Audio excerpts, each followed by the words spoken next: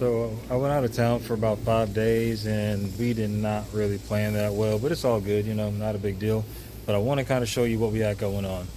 So the 10,000 foot view, it's pretty much just chaos. There was not very much irrigation going on, and we're in San Antonio area, so it was like somewhere around 95 to 100 degrees every single day while we were gone.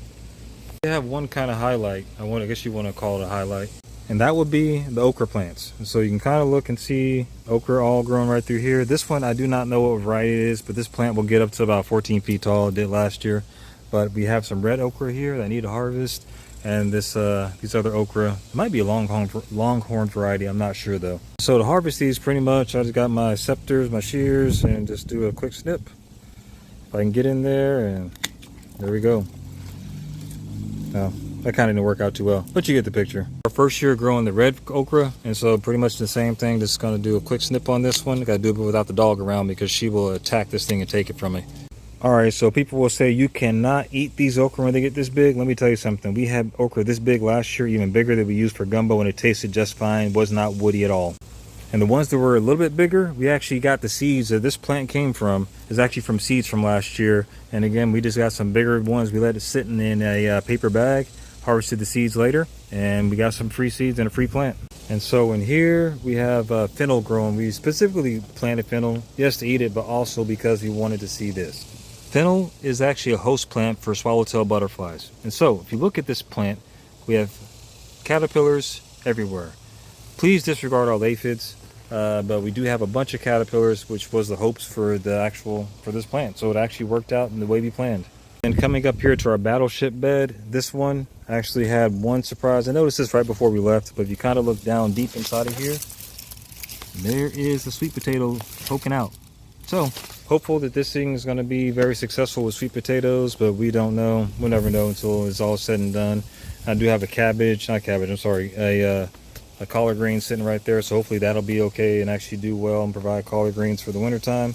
But that's what we got here going on in this bed. And like clockwork, every year we get the squirrels. They plant a peanut plant for us, and here we go. So I'm probably get some peanuts. I forgot to plant them this year, so I'm surprised that's growing, but I'm glad they did it for me.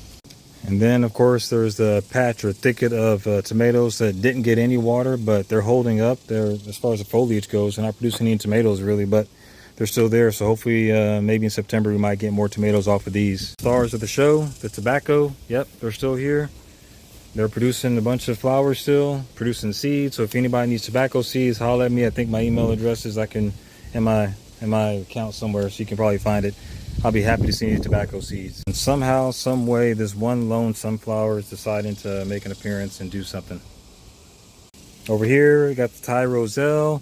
This one actually, you can see some calyxes that I need to harvest. Now heading into the goddess garden, this thing is just overgrown.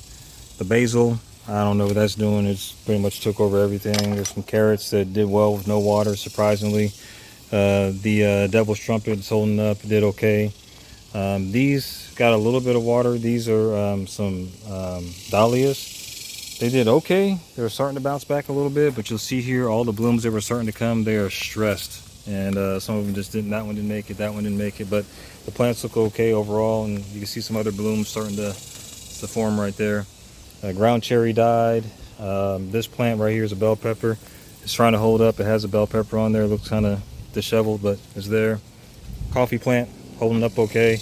And this is pretty much just, I don't even know. No idea. All right, so with that being said, everything looks really crazy. I'm not even gonna go to the front yard. Do not ask me to do that because that looks even worse than this one. Maybe not. Actually, that's not true. The front yard looks a little more organized, but we're done. If you don't do anything else today, grow something. Have a good one.